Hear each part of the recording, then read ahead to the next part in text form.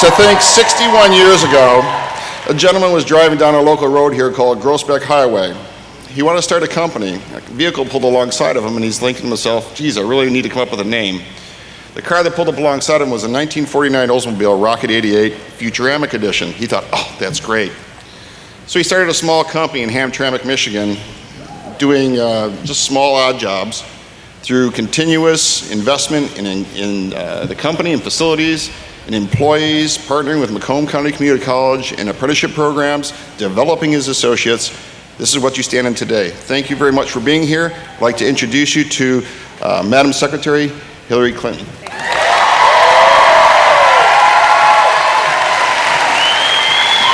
Thank you. Thank you so much. I have to tell you, I am thrilled to be here for a number of reasons. First, it's wonderful to be back in Michigan, and you can really feel the energy and dynamism that is driving this state's comeback. And in Detroit, we've got new businesses opening, neighborhoods like Midtown and Eastern Market are coming back. The auto industry just had its best year ever. Over in Ann Arbor, high-tech firms are thriving. The next generation of engineers are getting trained up in Houghton.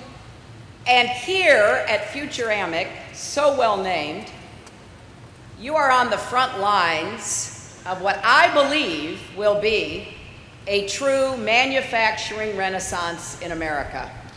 And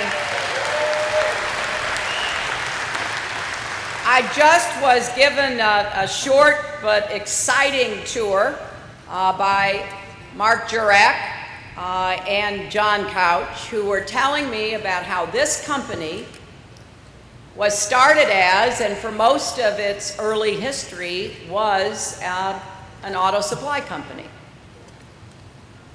And then in 2000, as the market began to change and some of the auto companies began to realign, they were faced with a choice.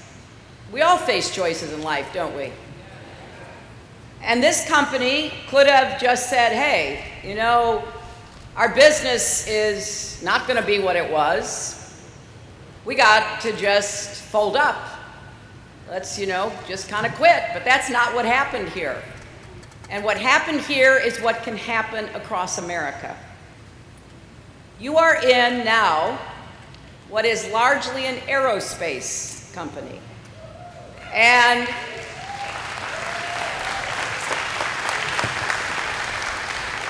because of the workforce and the work ethic and the commitment of Futuramic, you are seeing the future unfold. So I got to see what's happening here to help build the SLS rocket that is going to go from Macomb to Mars.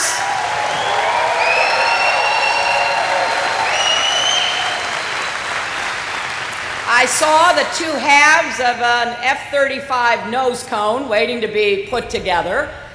I talked with some of the workers about the absolute perfection that is required to do this work. And what I believe with all my heart is that what's happening here can happen in so many places if we put our minds to it, if we support advanced manufacturing, if we are the kind of country that once again understands how important it is to build things. We are builders and we need to get back to building.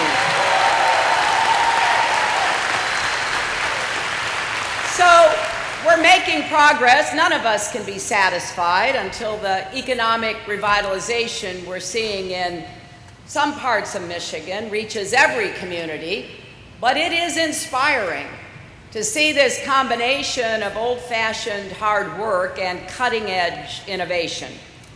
And I know my opponent in this election was here in Michigan about a week ago, and it was like he was in a different place. When he visited Detroit on Monday, he talked only of failure, poverty, and crime. He is missing so much about what makes Michigan great.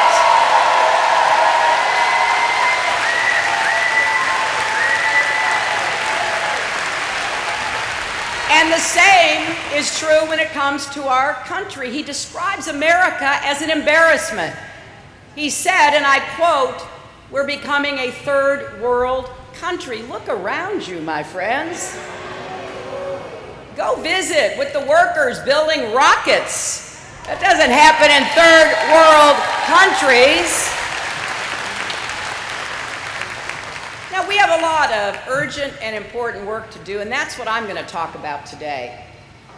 Because all the people that I have met throughout this campaign really prove how wrong this negative, pessimistic view is. America's best days are still ahead of us if we make up our minds to actually go out and make that happen.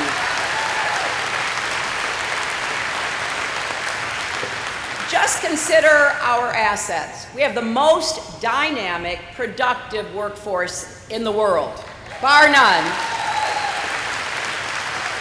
We have the most innovative businesses, the top colleges, universities, community colleges, training programs in the world, and the best science and technology. We have enormous capacity for clean energy production. We are resilient, determined, hardworking. There is nothing America can't do if we do it together. And I know this because this is how I was raised. And I don't think Mr. Trump understands any of it. He hasn't offered any credible solutions for the very real economic challenges we face.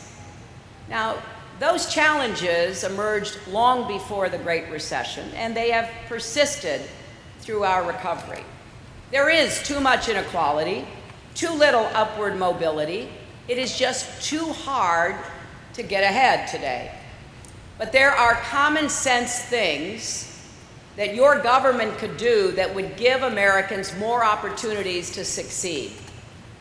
Why don't we do it? Because powerful special interests and the tendency to put ideology ahead of political progress have led to gridlock in Congress. And how can you not be frustrated and even angry when you see nothing getting done?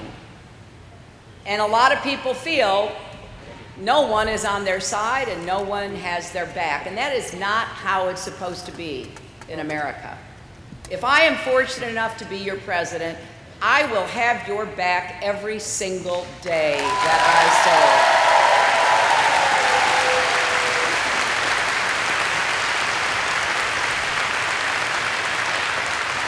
serve. And my mission in the White House will be to make our economy work for everyone, not just those at the top. This is personal for me. I am the product of the American middle class. I was born in Chicago. I was raised in a suburb. But my grandfather worked at the Scranton Lace Mill in Scranton, Pennsylvania for 50 years. And because he worked hard, my dad was able to go to college and eventually start his own small business, and then send me out into the world to follow my own dreams. No matter how far those dreams have taken me, I have always remembered I am the daughter of a small business owner and the granddaughter of a factory worker, and proud of both.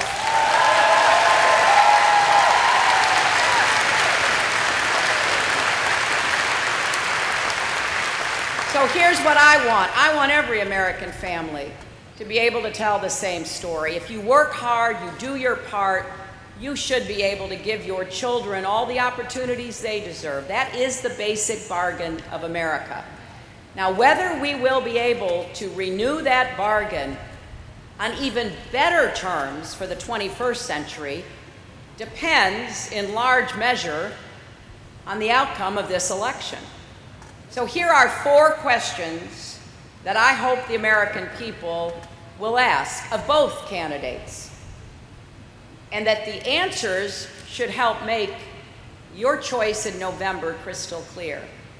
First, which candidate has a real plan to create good-paying jobs? Second, who will restore fairness to our economy and ensure that those at the top pay their fair share of taxes?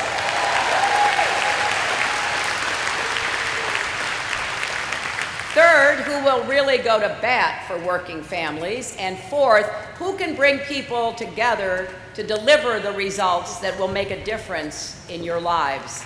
Now,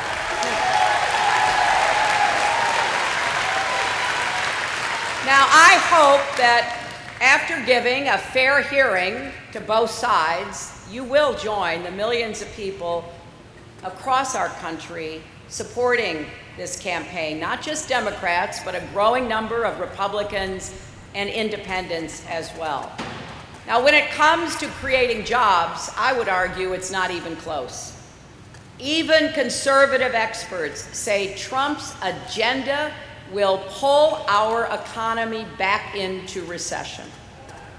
And according to an independent analysis by a former economic advisor to Senator John McCain, if you add up all of Trump's ideas, from cutting taxes for the wealthy and corporations, to starting a trade war with China, to deporting millions of hardworking immigrants, the result would be a loss of 3.4 million jobs. Now, by contrast, the same analysts found that with our plans, the economy would create more than 10 million new jobs.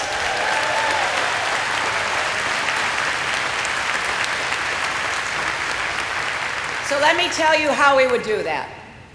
I believe every American willing to work hard should be able to find a job that provides dignity, pride, and decent pay that can support a family. So starting on day one, we will work with both parties to pass the biggest investment in new, good-paying jobs since World War II.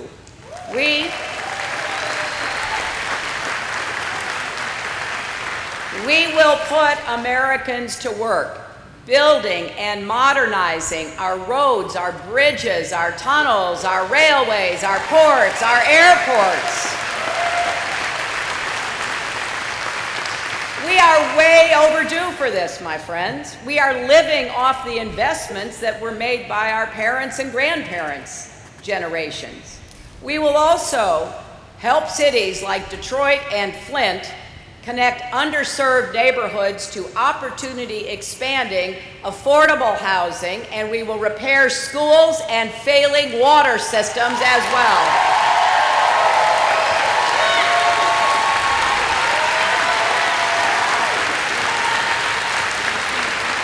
You know, I happen to think we should be ambitious. While we're at it, let's connect every household in America to broadband by the year 2020.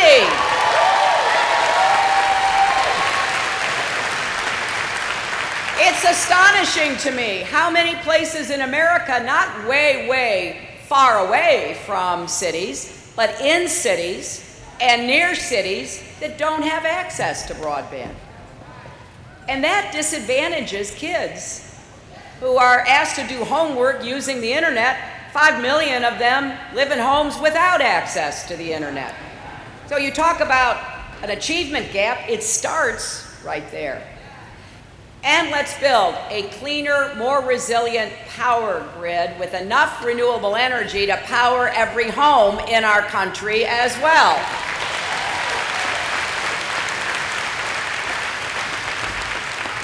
Some country is going to be the clean energy superpower of the 21st century and create millions of jobs and businesses. It's probably going to be either China, Germany, or America. I want it to be us. We invent the technology, we should make it and use it and export it, which will help to grow our economy. And here's something that you don't always hear enough of from Democrats. A big part of our plan will be unleashing the power of the private sector to create more jobs at higher pay.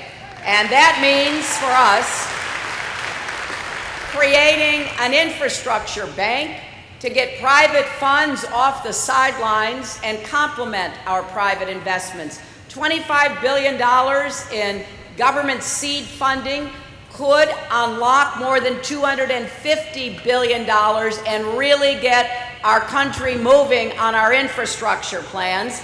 And we're going to invest $10 billion in what we're calling Make It in America partnerships to support American manufacturing and recommit to scientific research that can create entire new industries. When Mark and John were giving me the tour and I was talking to some of the workers along the way and asking them where some of the precision machinery came from that is being used here at Futuramic, what I hear all over the country, Germany, Japan, Italy, I want to bring that precision manufacturing back to the United States. There is no reason we can't begin to make those machines ourselves and supply the rest of the world instead of buying from somewhere else. Let's also expand incentives like the new market tax credits that can bring businesses, government, and communities together to create good jobs in places that have been left out and left behind. From neglected neighborhoods in Detroit and Flint to logging country, coal country, Native American communities, from rural areas ravaged by addiction and lost jobs to industrial regions hollowed out when factories closed. As president, I will also make a major push to empower small businesses and entrepreneurs with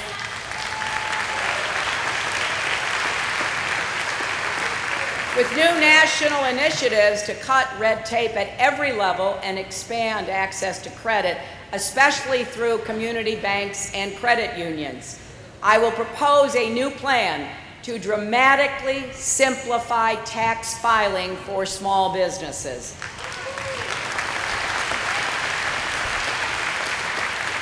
Right now, the smallest businesses, the kind that my dad had, because it was a really small business, spend 20 times more per employee to prepare their taxes compared to larger companies. It should be as easy as printing out a bank statement. Let's free entrepreneurs to do what they do best, innovate, grow, and hire. As Mark said, this company started because of a drive down a road and thinking about it, talking about it, then seeing one of the old Oldsmobile Futuramics and deciding, hey, not only do I have an idea, I've got a name. In America, if you can dream it, you should be able to build it. And we're going to get back to doing that.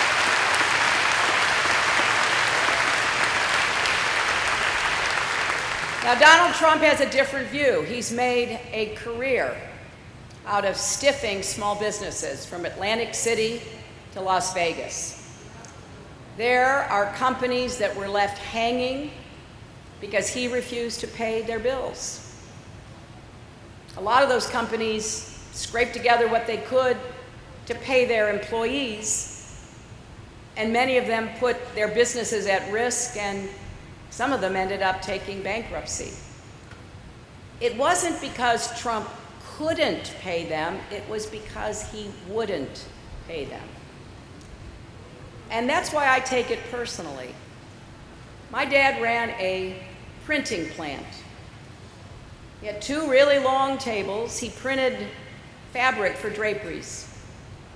He would lay out the fabric, and then he would take a silk screen and he would go down the table. He'd put the silk screen down, he'd pour the paint in, he'd take the squeegee, he'd go across the screen, he'd lift it up, he'd go down, all the way to the end, then he'd start on the other table. He worked hard. And then when he finished, he would load all that fabric up, put it in his car, and take it to the business that had ordered it. Maybe a restaurant or a hotel or some office. He expected to be paid when he showed up.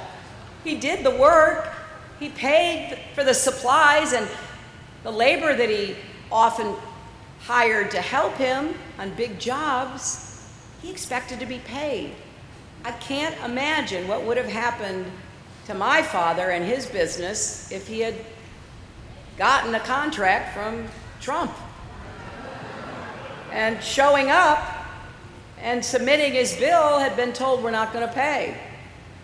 And if you don't like it, sue us. My father never could have sued a big organization like that. I just don't understand it. I've met all kinds of workers, painters, plumbers. I've met small businesses that provided pianos, installed glass or marble, all of whom were denied payment. And after going back time and again being told, well, maybe we'll pay you 30 cents on the dollar or 50 cents on the dollar. That's not how we do business in America. So we've got to create more good jobs that are going to help more people.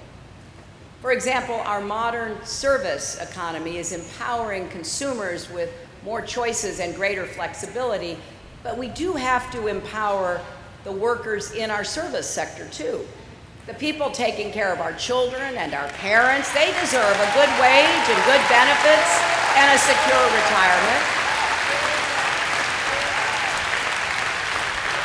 And it's crucial that every American have access to the education and skills they need to get the jobs of the future. So we will fight to make college tuition-free for the middle class and debt-free for everyone.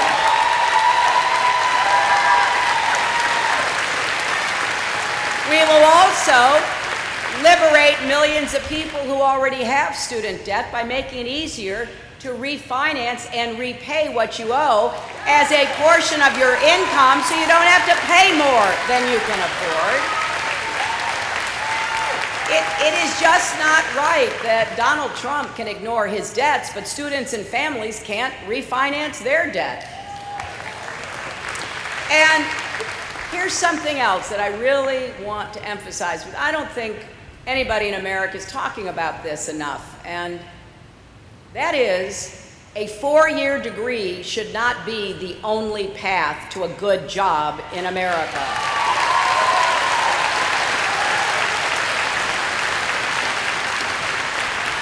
You should be able to learn a skill, practice a trade, make a good living doing it. So many Americans have the talent and the will to succeed, whether they're kids right out of high school or older people displaced by automation and outsourcing. And for too long, big promises about the power of training and retraining haven't delivered like they should. It doesn't help anybody to be trained for a job that doesn't exist. So here's what we're going to do. We will support high-quality union training programs. We will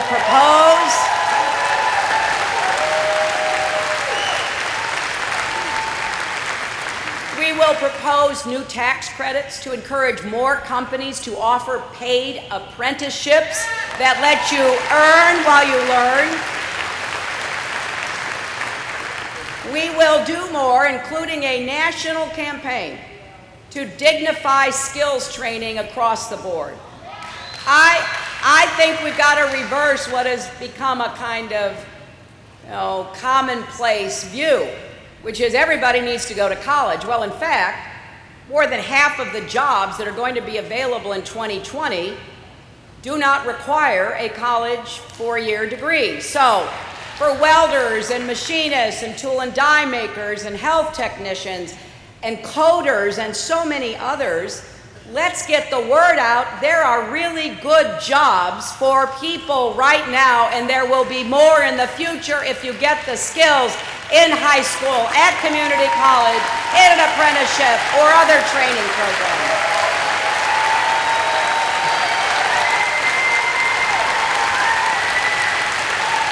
And I want to acknowledge the great role that the community college here in Macomb County has played in working with companies like this one to make sure people do have the skills. Now, I imagine some of you might be thinking, well, that all sounds good, but what about trade? After all, Trump talks about it all the time. Well, let's start with this. It is true that too often past trade deals have been sold to the American people with rosy scenarios that did not pan out. Those promises now ring hollow in many communities across Michigan and our country that have seen factories close and jobs disappear. Too many companies lobbied for trade deals so they could sell products abroad, but then they instead moved abroad and sold back into the United States. It is also true that China and other countries have gamed the system for too long. Enforcement, particularly during the Bush administration, has been too lax. Investments at home that would make us more competitive have been completely blocked in Congress, and American workers and communities have paid the price. But the answer is not to rant and rave or cut ourselves off from the world. That would end up killing even more jobs. The answer is to finally make trade work for us, not against us. So my message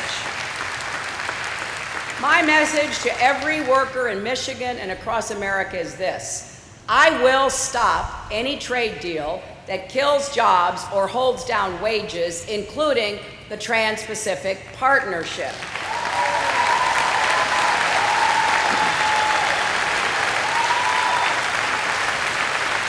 I oppose it now, I'll oppose it after the election, and I'll oppose it as president.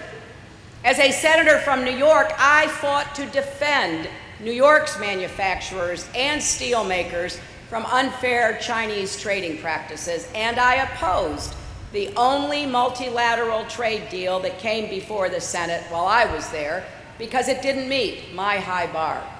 And as Secretary of State, I fought hard for American businesses to get a fair shot around the world and to stop underhanded trading practices like currency manipulation and the theft of intellectual property. So as president, I will stand up to China and anyone else who tries to take advantage of American workers and companies.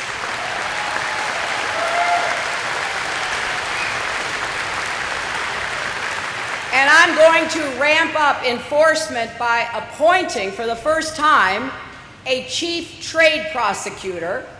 I will triple the number of enforcement officers, and when countries break the rules, we won't hesitate to impose targeted tariffs.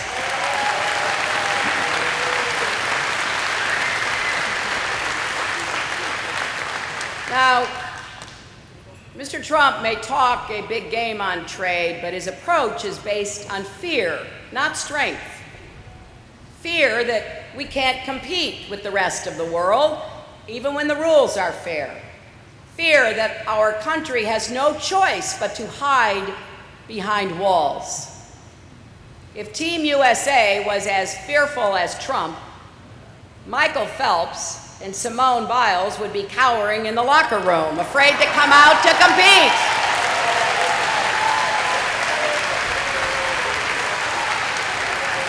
Instead, they're winning gold medals. America isn't afraid to compete. Right now, thousands of Michigan companies are exporting billions of dollars of products around the world. We want them to sell even more and create even more jobs here at home. But corporations should not abandon profitable operations here in the United States to move abroad just to give shareholders a quicker return, CEOs a bigger bonus, and unions a weaker hand to play. Now, before he tweets,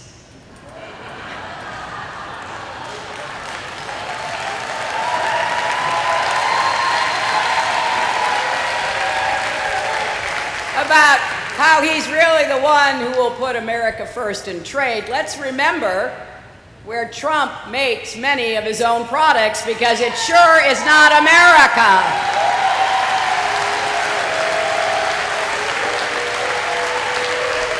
He's made Trump ties in China and Trump suits in Mexico instead of here in Michigan. He keeps saying it's not possible to make these things in America anymore, and that's just wrong. So we created a website, HillaryClinton.com/makeithere. On it, we list 100 places across the United States that are already producing similar goods. Now, one positive thing Trump could do to make America great again is actually make great things in America again. So, now let's look at the second question. Which candidate will fight for fairness? And this is an urgent need. We need to grow the economy and we need to make it fairer. The tide is not rising fast enough, and it is certainly not lifting all boats. Since the crash, too many of the gains have gone to the top 1%. The rules and incentives in our system reward corporations for putting short-term stock prices above long-term investments in their workers, equipment, and research. While corporate profits are at near record highs, paychecks for most people have barely budged. Incomes aren't growing fast enough to keep up with the costs of living, like prescription drugs and child care. I believe that every employee from the CEO suite to the factory floor contributes to a business's success. So everybody should share in the rewards, especially those putting in long hours for little pay. So I'm proposing a new tax credit to encourage more companies to share profits with workers. And more broadly, we will fight for a more progressive, more patriotic tax code that puts American jobs first. Right now, when a corporation outsources jobs and production, it can write off the costs. We must stop that, and we must make them pay back any tax breaks they ever receive from any level of government in our country.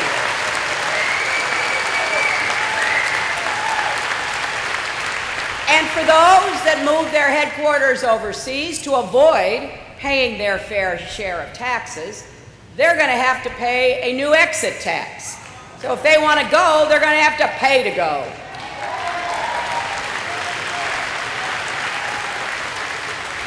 And Wall Street corporations and the super rich should finally pay their fair share of taxes. That's why I support the so-called Buffett rule, because multimillionaires should not be able to pay a lower tax rate than their secretaries.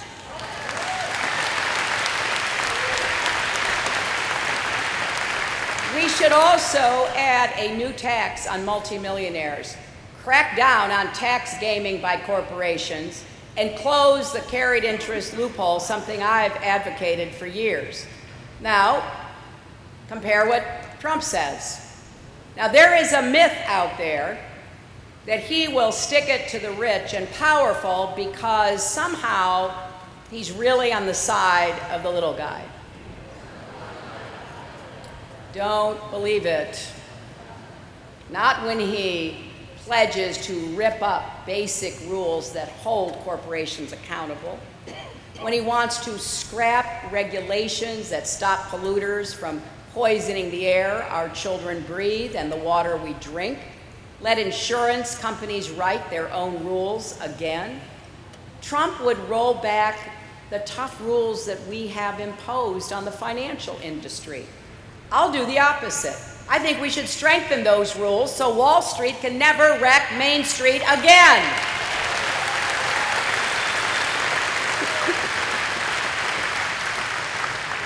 Trump even wants to abolish the Consumer Financial Protection Bureau, a new agency that has already returned more than $11 billion to 25 million Americans who were taken advantage of by corporations. Why would you get rid of that? And then there is Trump's tax plan. He would give trillions in tax cuts to big corporations, millionaires, and Wall Street money managers. That would explode our national debt and eventually lead to massive cuts in priorities like education, healthcare, and environmental protection. In his speech on Monday, he called for a new tax loophole. Let's call it the Trump loophole. because it would allow him to pay less than half the current tax rate on income from many of his companies. He'd pay a lower rate than millions of middle-class families. One nonpartisan expert at the Tax Policy Center described this plan as, and I quote, a really nice deal for Donald Trump.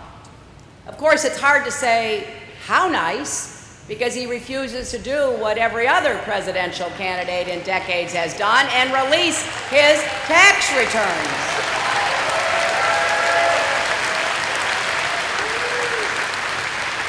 But we do know that the 400 richest taxpayers in America would get an average tax cut of more than $15 million a year from the Trump loophole. And then there's the estate tax, which Trump wants to eliminate altogether. Now, if you believe that he's as wealthy as he says, that alone would save the Trump family $4 billion.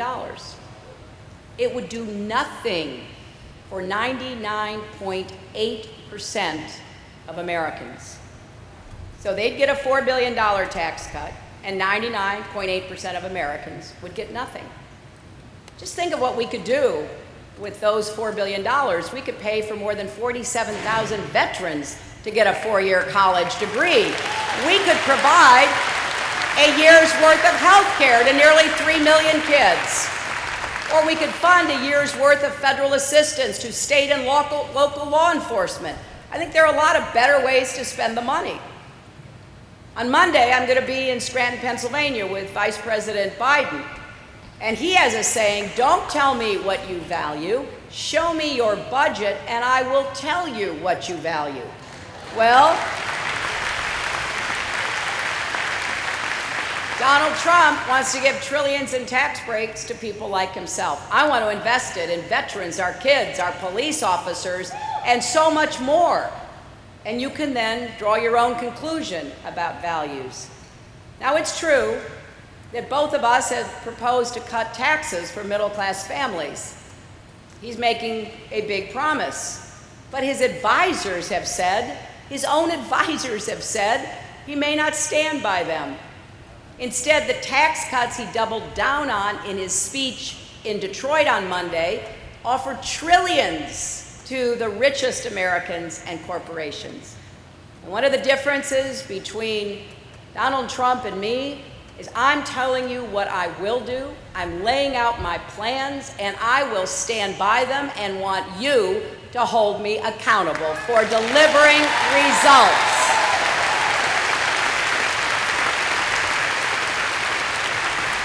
You know, this all reminds me of that old saying, if it sounds too good to be true, it probably is. And that brings us to the third question. Which candidate can you actually count on to go to bat for workers and working families? It is not enough to pay lip service to being on your side. We have to recognize how Americans actually live and work in the 21st century and then offer real solutions that make your lives easier. We know that women are now the sole or primary breadwinner in a growing number of families. We know more Americans are cobbling together part-time work or striking out on their own. So we have to make it easier to be good workers, good parents, and good caregivers all at the same time. That's why I've set out a bold vision to make quality, affordable childcare available to all Americans and limit the cost to 10% of family income. On Monday, Trump offered his first real ideas on this topic because previously he had dismissed concerns about child care. He said it was, quote, not an expensive thing because you just need some blocks and some swings. Now he says he wants to exclude child care payments from taxation. His plan was panned from the left, the right, the center, because it transparently is designed for rich people like him. He would give wealthy families 30 or 40 cents on the dollar for their nannies and little or nothing for millions of hard-working families trying to afford child care so that they can get to work and keep the job.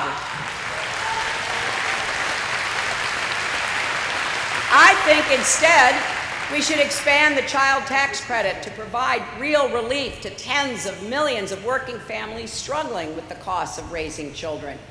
The same families that his plan ignores. And that's just a start. Because the more we do to help working families, the more our entire economy will benefit. For example, guaranteeing equal pay won't just increase paychecks for women, it will boost family budgets and get incomes rising across the board. And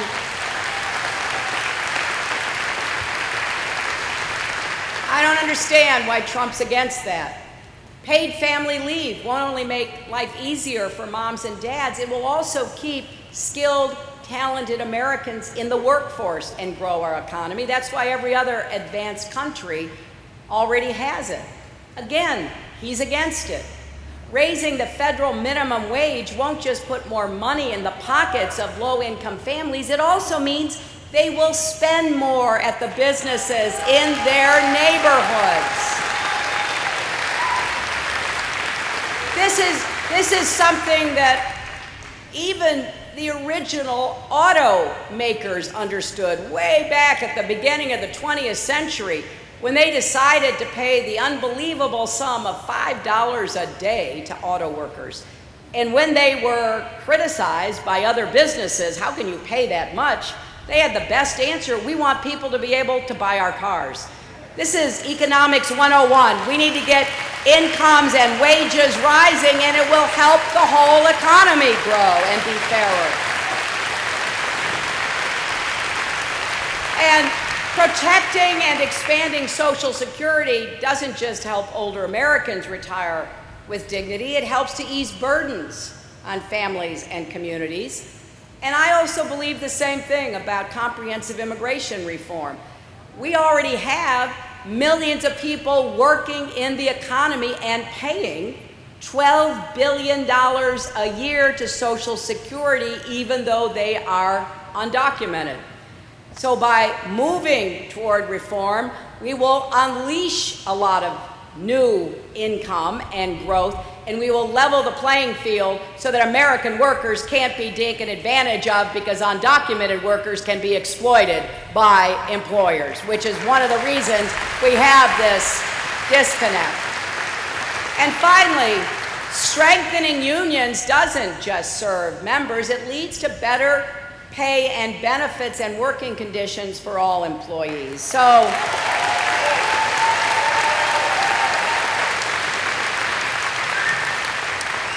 I've also said I will defend and improve the Affordable Care Act, and for me that includes giving Americans in every state the choice of a public option health insurance plan that will help everybody afford coverage.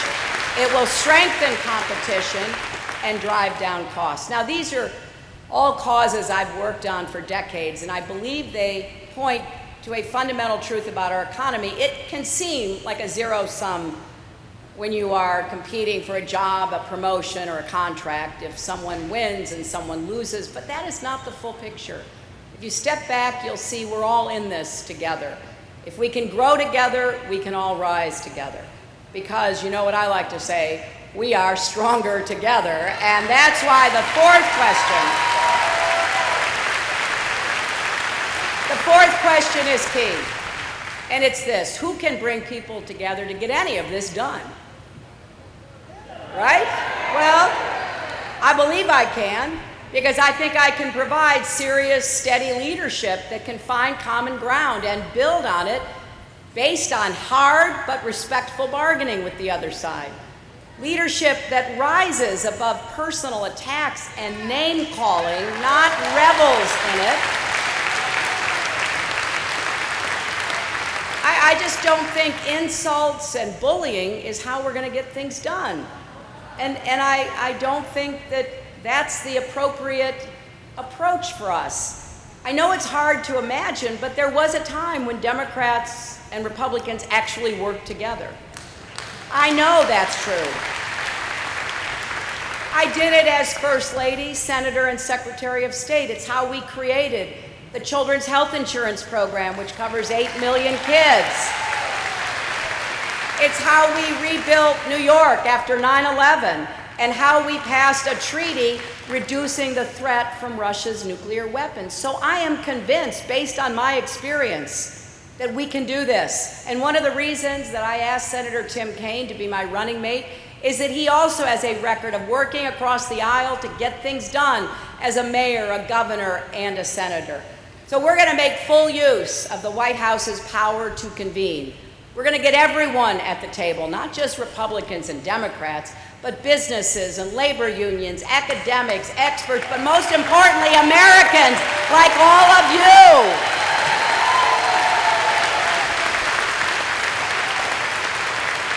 I think there are a lot of great ideas out in America, and I want you to have a say in your government, and that means we've got to get unaccountable money out of politics, overturn Citizens United, and expand voting rights, not restrict them.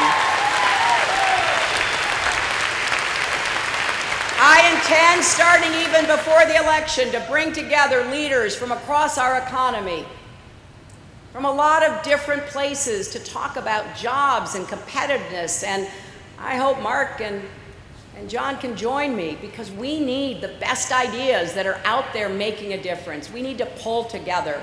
The bottom line is this. I'm running for president to build an economy that works for everyone, not just those at the top. And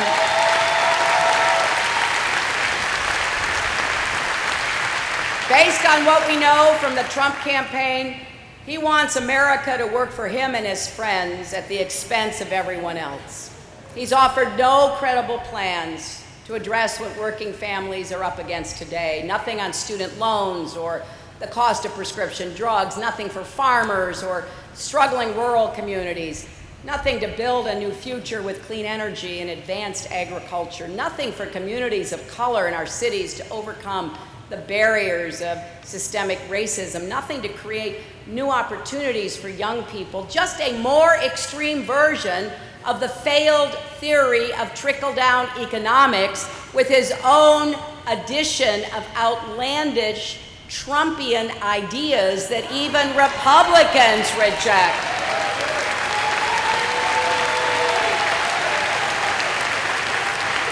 And as we heard him say at his convention, he may believe that he alone can fix our country, but clearly he doesn't know the people of Michigan. He doesn't see the businesses and the labor unions, the local governments, the clergy coming together every single day to make things better. So yes, there is still a long road ahead, but Michigan is on the rise and everyone is contributing. That's America at its best. So I hope you will stay active and engaged in working together to create jobs and to strengthen your own communities. And I hope you will work to get out the vote in November, because if we